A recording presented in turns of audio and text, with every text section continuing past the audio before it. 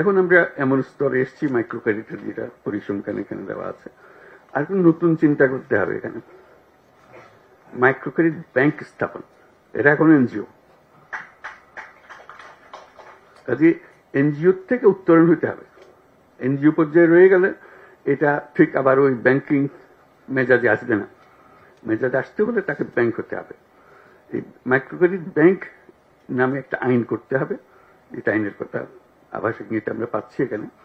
এটা পরিষ্কারভাবে এটা নতুন একটা ব্যাংক হতে হবে, নতুন আইনে।